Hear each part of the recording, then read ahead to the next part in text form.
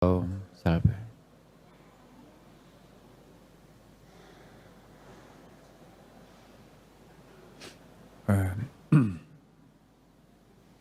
Yang saya hormati Bapak Ibu sekalian, saya nggak tahu, saya kok seperti sangat emosional ya, karena melihat wajah Pope itu seperti kami sangat terharu ya. Masih saya membayangkan ketika kami bersama di Masjid Istiqlal dan ketika kami mendapatkan undangan dari beberapa negara ya, untuk membahas tentang deklarasi Istiqlal dan Vatikan, Imam Besar dan Pope. Dan 2 poin yang sangat penting, saya mohon untuk kita semuanya, komunitas umat Katolik dan Islam, agar betul-betul memperhatikan pesan Pope.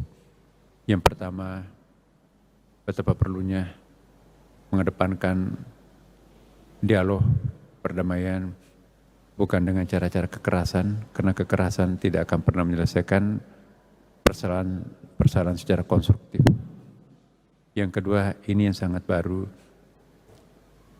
bagaimana menggunakan bahasa agama, mengajak kepada warga umat beragama untuk sadar sepenuh hati, bersahabat dengan lingkungan hidup, lingkungan alam. Jadi kita jangan sampai merusak alam, mempercepat proses dunia ini kiamat.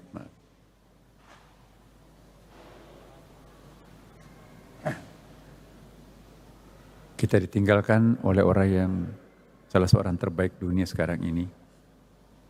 Karena itu, mari kita mengambil pelajaran berharga dari beliau. Memang beliau sudah wafat.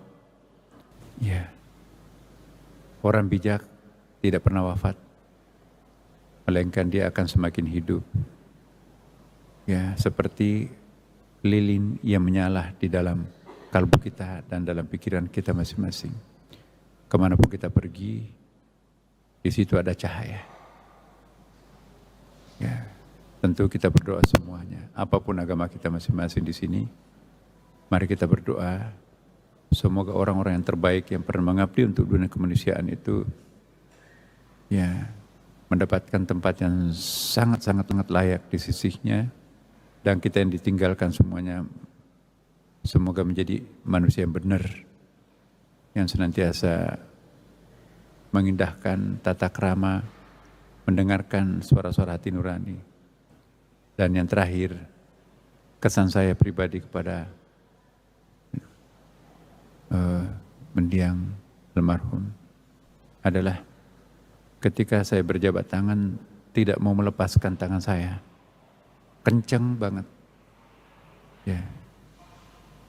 Dan ketika saya mencium kepalanya 2 kali, dia mencium tangan saya juga berkali-kali. Dan yang paling penting kemarin, ya, saya dapat tamu ya dari Vatikan juga mengundang saya untuk datang ke Vatikan di dalam satu conference. Tapi 3,5 jam setelah kami terima di pagi hari di kantor saya mendengarkan almarhum Paus wafat. Jadi saya langsung tersentak ya. Saya akan tanyakan tadi pagi bagaimana kondisinya Paus. Oh, sudah bagus, getting better katanya, karena sudah bisa tampil di dunia publik.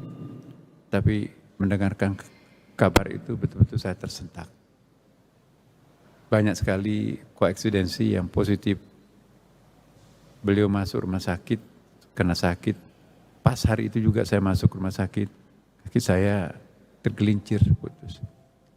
Jadi ini apakah itu koeksidensi kebetulan atau bagaimana ya. Tapi yang jelas kita merasa kehilangan, ditinggalkan oleh orang-orang yang terbaik yang ada di permukaan bumi ini. Mudah-mudahan kita semua bisa mencontoh sekecil apapun yang bisa kita contoh dari beliau, syukur-syukur kita bisa mencontoh lebih banyak. Mari kita menjadi manusia sejati, meniru apa yang dilakukan oleh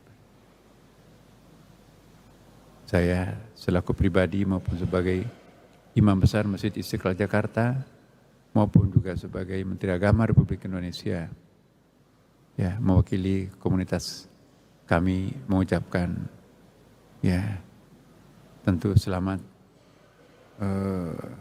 kepada kita semua diberi kesempatan hadir di tempat ini untuk mengenang sosok-sosok figur yang baik ini.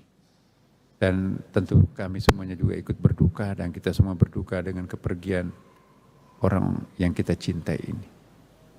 Terima kasih. Salam.